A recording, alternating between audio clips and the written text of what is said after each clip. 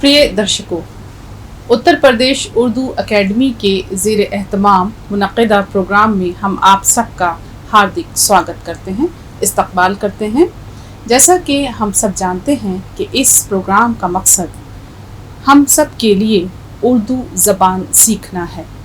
तो ये बहुत ज़रूरी है कि जब भी ये प्रोग्राम हमारे सामने हो तो हम न सिर्फ ये कि इस बात की कोशिश करें कि प्रोग्राम को देखने के बाद, यानी कोई भी एपिसोड जब आप देखते हैं तो उसको देखने के बाद प्रोग्राम में जो कुछ भी सिखाया जाए उसकी प्रैक्टिस या उसकी मश्क आप लोग बार बार करें, क्योंकि अगर ऐसा नहीं होगा तो फिर हमारे लिए भी ये बड़ा मुश्किल होगा कि कैसे हम इतनी खूबसूरत ज़बान को आप तक पहुंचाएं। तो ये तो हमारी आपसे गुजारिश है कि आप जब भी इस प्रोग्राम को देखें तो यहाँ हम बोर्ड पर जिस तरह की मश्क आपको कराते हैं, मश्क लफ्ज़ में बार बार इसलिए बोल रही हूँ ताकि आपकी वोकैबुलरी में एक लफ्ज़ चला जाए कि आपको ये मालूम हो कि जब हम किसी चीज़ की बार बार प्रैक्टिस करते हैं तो उसका मतलब ये होता है कि हम उसकी मश्क कर रहे हैं।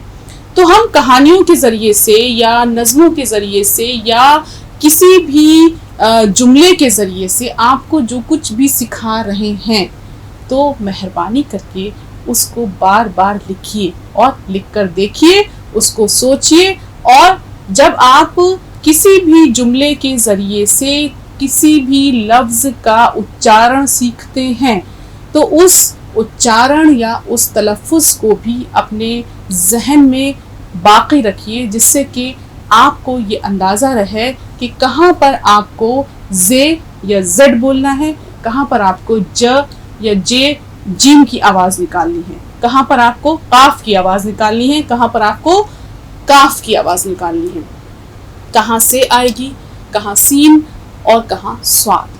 तो ये प्रैक्टिस मांगता है। तो बहरहाल उसमें इतनी घबराने की ज़रूरत नहीं है अभी, क्योंकि सीख रहे हैं और सीखते सीखते आगे बढ़ेंगे। तो आज फिर हम एक बेहद खूबसूरत कहानी के ज़रिए से न सिर्फ ये कि कुछ अल्फाज सीखेंगे, कुछ जुमले बनाएंगे, कुछ उच्चारण पर भी तवज्जो करेंगे अपने, कि कहीं ना कहीं हमारा तलफ़ुज़ ऐसा हो जाए कि जब हम किसी महफिल में बोलें तो सुनने वाले को लगे कि देखो कितना खूबसूरत तलफ़ुज़ है। तो ये बातें अगर हमारे अंदर पैदा हो जाएंगी तो हमारी गुफ्तगू या हमारी बातचीत में वो असर पैदा होगा कि जो एक बहुत अच्छे बात करने वाले के अंदाज में होता है। आपने अक्सर देखा होगा कि हम किसी महफिल में जाते हैं, अगर वहाँ कोई तकरीर कर रहा है, अगर वहाँ कोई स्पीच दे रहा है आपकी ज़बान में, तो हम उसको सुनने लग जाते हैं। हमें लगता है कि जो कुछ कह रहा है यही सब तो हम कहना चाहते हैं, लेकिन हमारे पास इतने खूबसूरत अल्फाज नहीं होते, हमारे पास वो तलफ़ुज़ नहीं होता, या हमारे पास वो अंदाज नहीं होता कि जिसकी वजह से हमारे कान उस शख्स की गुफ्तगू की तरफ लग जाते हैं। तो अगर आपको ऐसा बनना है तो उसके लिए उर्दू सीखना बहुत ज़रूरी है। तो आज हम एक कहानी पढ़ेंगे, बंदर मंत्री। बंदर मंत्री ये हेडिंग है। अब इसको उर्दू में कहेंगे बंदर वजीर। मंत्री को कहा जाता है उर्दू में, क्या कहते हैं उर्दू में? वजीर। वजीर। अब देखिए यहाँ पे यही बिल्कुल सही तलफ़ुज़ है, वजीर, जे की आवाज़ आई। तो अब देखिए, पहले कहानी सुनिए, फिर उसमें से मैं आपसे मुख्तलिफ सवाल पूछूंगी और कहीं ना कहीं मैं ये जज करने की कोशिश करूंगी, क्योंकि मेरी क्लास मेरे सामने मौजूद है, हमारे दर्शक भी हमें देख रहे हैं और सुन रहे हैं। तो जो भी सवालात मैं पूछूं उसका जवाब ज़रूर आना चाहिए, क्योंकि उसी से हमें अंदाज़ा होता है कि आप लोग कितना सीख चुके हैं। तो बहरहाल कहानी कुछ यूँ शुरू होती है। एक बार की बात है, किसी नगर में चतुरसेन नाम का एक व्यक्ति रहता था। अब देखिए, मैंने क्योंकि यहाँ उन्वान या टाइटल नहीं लिखा था, लिख देती हूँ जिससे आपको अंदाज़ा है। बंदर मंत्री। आपके ख्याल में क्या बंदर मंत्री हो सकता है? बताइए आयुषी। नहीं मैम। आप सोच लीजिए। अब हम ये इसको अगर इसकी उर्दू करें तो हम लिख सकते हैं, मंत्री के नीचे लिख रहे हैं वजीर, और बंदर तो आप जानते हैं कैसे लिखा गया है, ये आपको प्रैक्टिस करनी है। एक बार की बात है, किसी नगर में चतुरसेन नाम का व्यक्ति रहता था। अब व्यक्ति को उर्दू में क्या कहेंगे? शख्स। गुड। कैसे लिखूं? शीन। हाँ, शीन। चलिए, और शख्स। शाबाश, बताइए। फे। ओके, फे। फिर फे के बाद स्वाद। गुड। शख्स। अब देखिए, इसको हमने मुख्तसर किया शीन, फिर फे को मुख्तसर किया, फिर स्वाद पूरा आएगा शख्स। तो यहां हमने 2 लफ्ज सीख लिए, मंत्री यानी वजीर, व्यक्ति यानी शख्स। ठीक। एक बार की बात है, किसी नगर में चतुरसेन, नाम याद रखिएगा, चतुरसेन नाम का व्यक्ति रहता था। जैसा उसका नाम था वैसा काम था। अब चतुरसेन नाम था, तो चतुर के मानी उर्दू में, या उर्दू में उसके लिए कौन सा लफ्ज है? शातिर, होशियार। चतुर, अक्लमंद, होशियार। शातिर एक अलग लफ्ज है। अच्छा, अगर यही पूछ लें कि शातिर के मानी आप लोग क्या लेते हैं, बताइए। चालाक। शातिर कहते हैं जिसके अंदर थोड़ा सा, अब कहा जाए कि चालाकी वो वाली हो कि जिसमें मक्कारी होती है, उसे कहते हैं शातिर। अब यहाँ चतुर के मानी अक्लमंद, यानी जो बहुत, जिसके पास अक्ल है, जो बहुत सोच समझ के काम कर सकता है, ये है चतुर के मानी। ये एक अच्छे मानी में आता है। तो चतुरसेन नाम का एक व्यक्ति रहता था, जैसा उनका नाम था वैसा काम था, यानी बेहद अक्लमंद इंसान था। वह कविता लिखने में पारंगत था। अब कविता को, शाबाश, बताइए, उर्दू में क्या कहेंगे? नज्म। बिल्कुल ठीक है, नज्म। ये है आपकी नज्म, और देखिए जो से आएगी नज्म। पारंगत था, क्या था? पारंगत की मानी क्या? उर्दू में उसके लिए क्या लफ्ज आएगा? महारत। हाँ, माहिर था, कविता लिखने में माहिर था, यानी बहुत अच्छा शायर था, आप इसको ऐसे कह सकते हैं। घूमते घूमते वो घने जंगल में पहुंच गया। जैसे ही वह आराम करने के लिए एक पेड़ के नीचे बैठा और कविता लिखने लगा। यानी एक जैसे शायर लोग होते हैं, कभी आपने देखा ही होगा कि जो शायर और अदीब, यानी जो राइटर्स होते हैं या जो कवि लोग होते हैं, उनका हमेशा एक अलग मिजाज होता है, एक अलग आदत होती है। वो लोग क्या करते हैं कि वो कहीं ना कहीं तन्हाई तलाश करते हैं और वहां जाके बैठ जाते हैं। तो ऐसे ही ये भी कवि जो है वो किसी ऐसी जगह की तलाश में कि जहां उसे बहुत सुकून मिल सके, वहां वो जाता है, एक पेड़ के नीचे बैठा और कविता लिखने लगा। अब जैसे ही वह आराम करने के लिए एक पेड़ के नीचे बैठा और कविता लिखने लगा, वैसे ही जोर की गड़गड़ाहट हुई, ये बहुत तेज आवाज आई। अब देखिए, ये जो लफ्ज है गड़गड़ाहट, अब गड़गड़ाहट का मतलब क्या है? गरज। अब उसको हम लिखेंगे कैसे? मैंने इसलिए इसको रोका आपको, उसको हम उर्दू में कैसे लिखेंगे? गड़गड़ाहट। देखिए, रे का इस्तेमाल है इसमें, वो सिखाना है। ठीक, गाँव, फिर गड़गड़ाहट। ठीक, रा, ठीक, फिर गाँव, फिर अलिफ नहीं, फिर रे, फिर अलिफ, गड़गड़ाहट, हे, ठीक, फिर टे। गुड। अब देखिए, इसको लिखना थोड़ा सा मुश्किल है। गाफ को हम रे में मिलाएंगे, गाफ ले, फिर रे ले आए नीचे, गड़। मैंने बताया था कि ये हर्फ थोड़ी सी अपनी शक्ल बदलते हैं। अगर आप ऊपर देखें रे को और यहाँ नीचे देखें, गाफ रे जबर गड़, फिर गाफ रे जबर गड़, गड़गड़ा, और हे का शोशा लिया ऐसे, फिर ये टे, पूरा गड़गड़ाहट। इसको बार बार लिख के देखिएगा। तो एकदम से गड़गड़ाहट हुई और एक मोटी आवाज गूंजी, बहुत तेज आवाज आई। अच्छा, मैं इस वृक्ष और जंगल का मालिक हूँ। एक आवाज आई बहुत तेज, किसी ने कहा कि मैं इस दरख्त का और इस जंगल का मालिक हूँ। मेरी अनुमति के बिना, अनुमति इजाजत। इजाजत, उच्चारण बहुत ठीक आ रहा है, तो मुझे लग रहा है मेरी मेहनत कामयाब हो रही है कि चलिए इजाजत। मेरी अनुमति के बिना तुमने यहाँ आने का साहस कैसे किया? साहस, हिम्मत, हिम्मत, गुड। अब भागो, चले जाओ यहाँ से और भोगो मेरा श्राप। श्राप, बद्दुआ, इंतकाम। नहीं, इंतकाम नहीं, बद्दुआ एक तरीके से। श्राप कहते हैं कि भाई किसी के लिए खराब अपने दिल में कोई ख्याल लाना, यानी किसी को बद्दुआ देना। तो अब भोगो मेरा श्राप, और एक दैत्य प्रकट हुआ। चतुर्सेन अपने सामने एक दैत्य को देखकर घबरा गया, यानी एक बड़े से देव को या उसको देखा उसने, वो घबरा गया। उसने हाथ जोड़कर दैत्य से माफी मांगी, गिड़गिड़ाया, पर उसने उसकी एक नहीं सुनी। बहुत दिनों से उसे कोई शिकार नहीं मिला था। बहुत दिनों से, क्योंकि उसे कोई शिकार नहीं मिला था, सभी जानते थे कि वृक्ष के नीचे एक दैत्य रहता है, इसलिए कोई उसकी तरफ आता ही नहीं था। दैत्य अपना शिकार खोना नहीं चाहता था। उसने चतुर्सेन की कोई बात ना सुनी और उसे जादू से बंदर बना दिया। अब देखिए, एक अक्लमंद इंसान जो है वो एक बंदर में तब्दील हो गया। बंदर बना दुखी चतुर्सेन घर पहुंचा। घर पहुंचते ही माँ ने झाड़ू से बाहर खदेड़ दिया। अब एक लफ्ज यहाँ आया, खदेड़। अब देखिए, इसमें जितने हर्फ आए हैं वो बताइएगा पहले, और फिर ये बताइएगा कि कैसे बना ये लफ्ज। पहला हर्फ क्या आया? काफ। काफ। फिर दो चश्मी है। दो चश्मी है। दाल। दाल।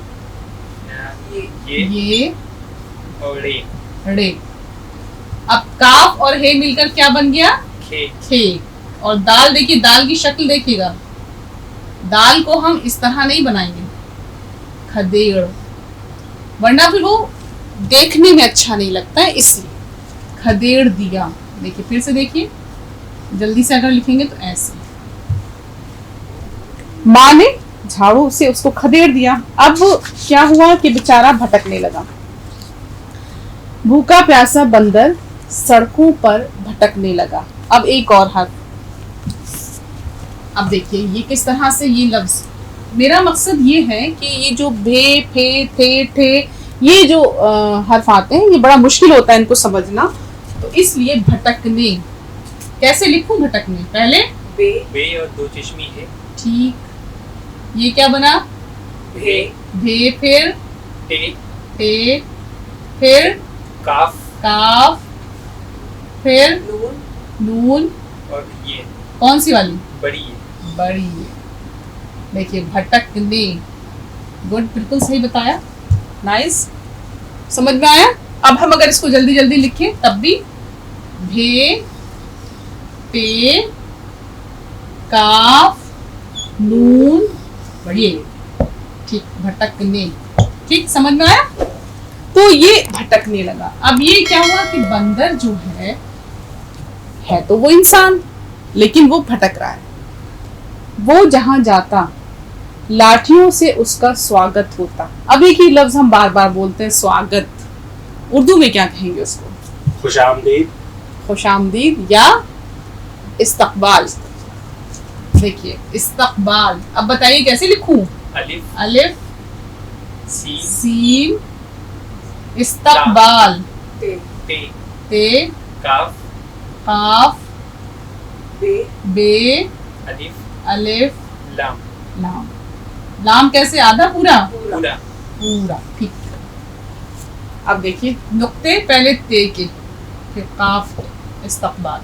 इसको जल्दी जल्दी लिखेंगे तो इस्तकबाल।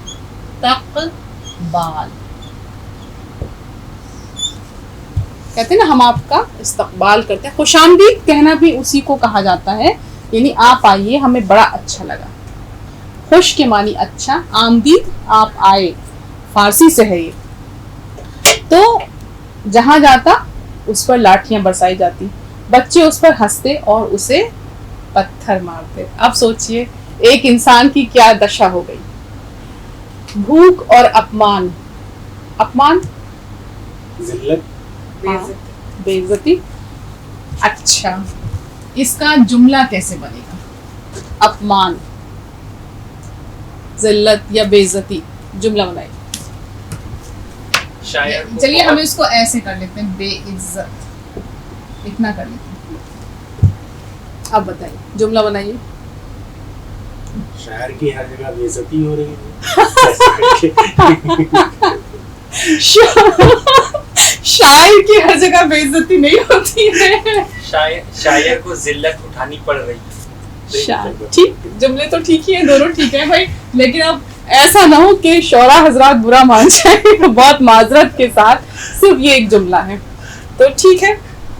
अब उसके बाद अगली बात, भूख और अपमान से बेहाल बंदर बना चतुरसेन एक पुराने सुनसान बगीचे में चला गया और एक पेड़ पर चुपचाप रहने लगा। बगीचा तो आप समझते हैं क्या?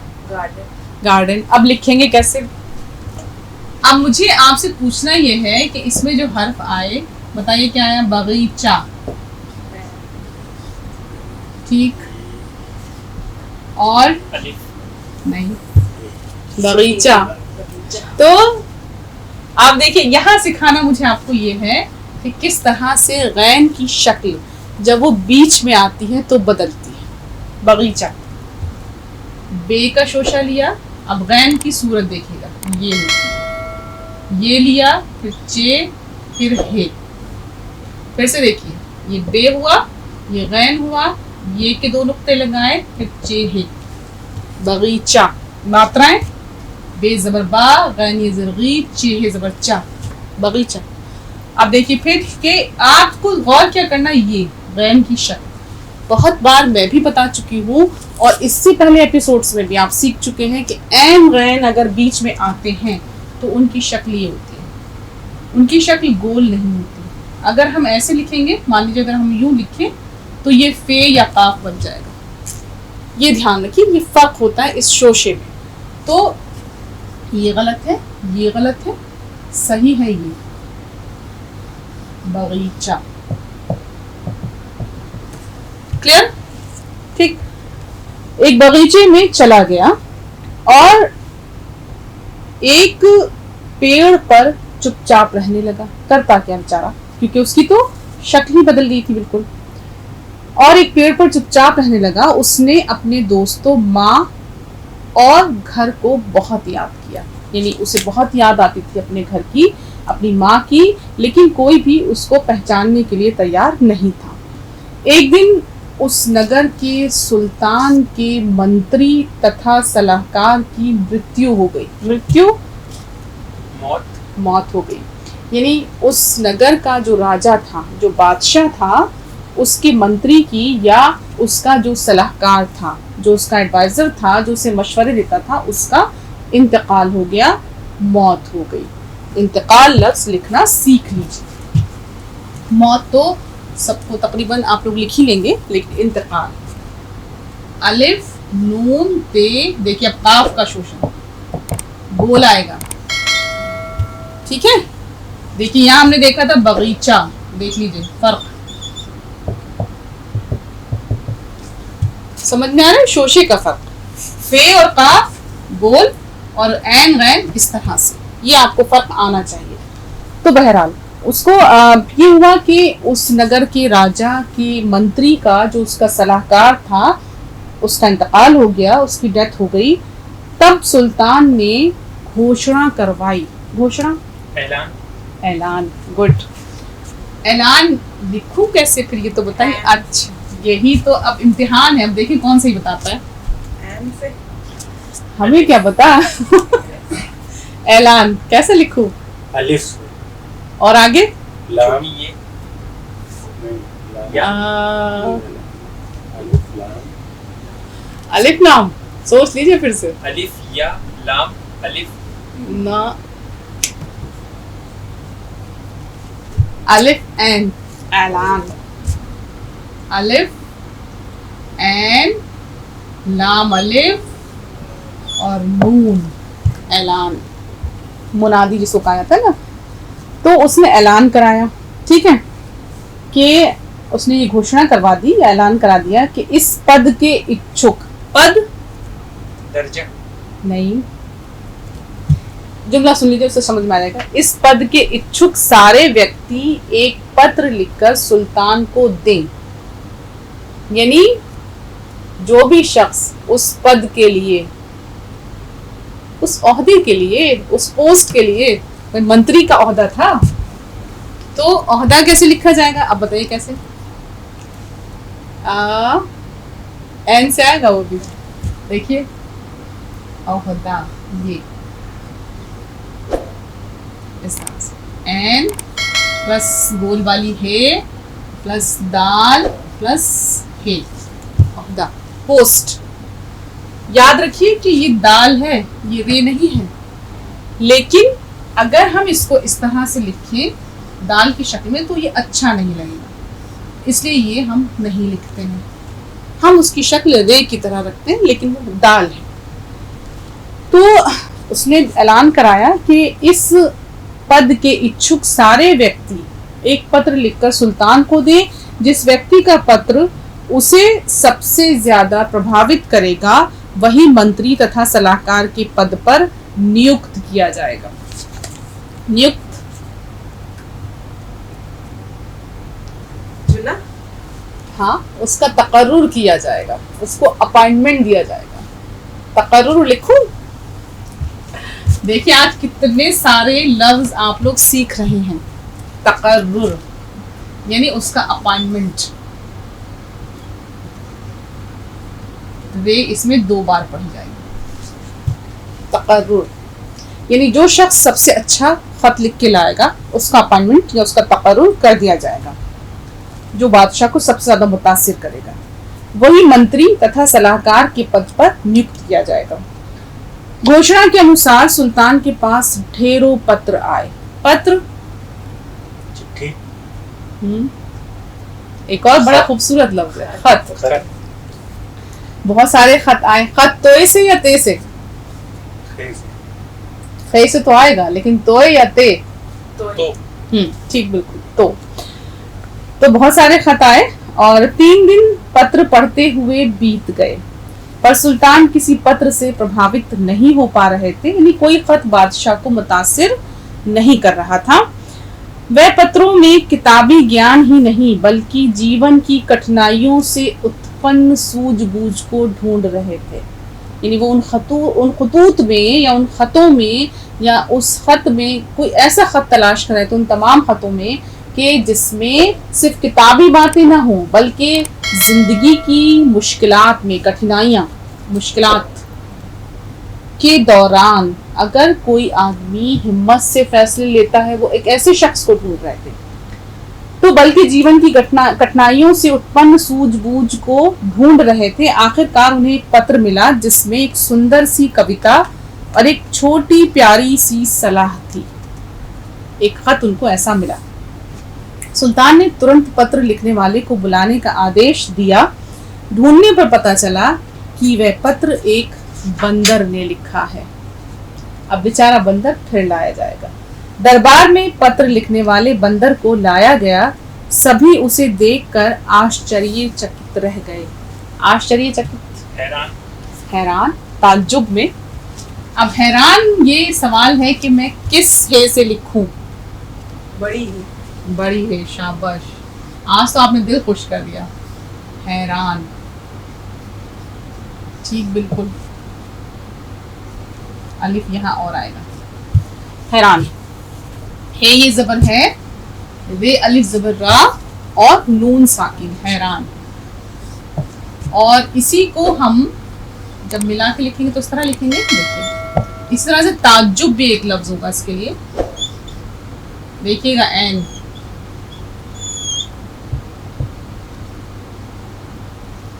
ताज्जुब यानी वो सब एकदम, अच्छा ते के नुक्ते में नहीं लगाया, ताज्जुब में पड़ गए वो सब। तो बादशाह को भी बड़ी हैरानी हुई कि एक बंदर ने खत लिखा है। अच्छा, बंदर लाया गया तो सब ताज्जुब में रह गए, आश्चर्यचकित रह गए। चारों ओर फुसफुसाहट होने लगी। सुल्तान गर्जा, मैंने पत्र लिखने वाले को बुलाया था, ना कि एक बंदर को। ये क्या मजाक है। अब बादशाह को गुस्सा आ गया। तभी बंदर कवि चतुर्सेन ने हाथ जोड़कर निवेदन किया। निवेदन, गुजारिश, उससे कहा कि ये रिक्वेस्ट थी। उसने कहा, हुजूर क्षमा करें, हुजूर माफ कर दें। अब देखिए हुजूर किस तरह लिखा जाएगा, ये देखिए ज़्वाद आएगा इसमें, हुजूर, हुजूर माफ कर दें। और उसने कहा, और मैं आना तो नहीं चाहता था, परंतु आपका आदेश, आदेश हुक्म ना टाल सका।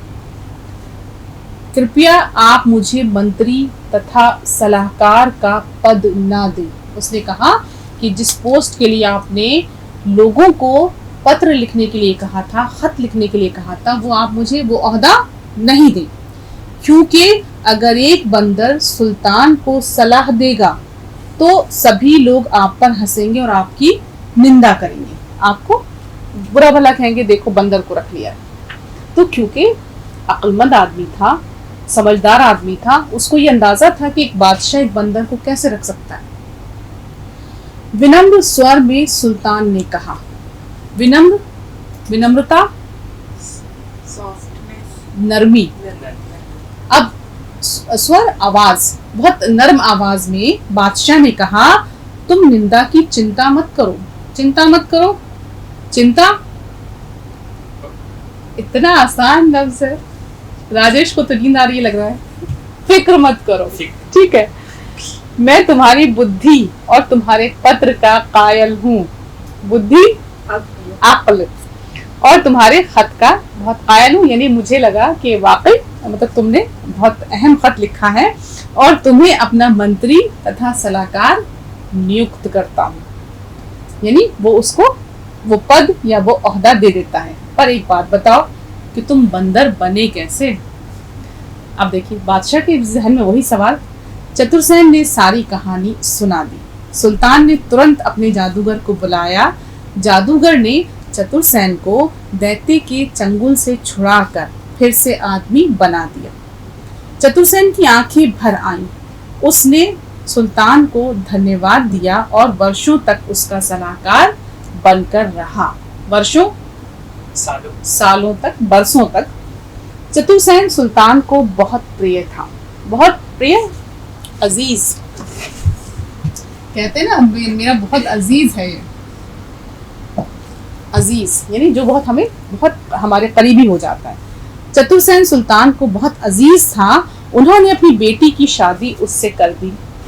सुल्तान की मृत्यु के बाद चतुर्सेन ने न्याय और दया के साथ सारा राजकाज संभाला। दया, रहम। अब देखिए ये है कि किस तरह से एक शख्स जो अक्लमंद था उसने हिम्मत नहीं हारी और आखिर में वो एक बादशाह के यहाँ एक बड़े ओहदे तक पहुंचा, उसका वहाँ तकर्रुर हुआ और इस तरह से करके उसने एक बहुत अच्छा जीवन जिया। तो देखिए कहानी तो थी, पर शर्त यही है कि कहानी में आपको खोना नहीं है।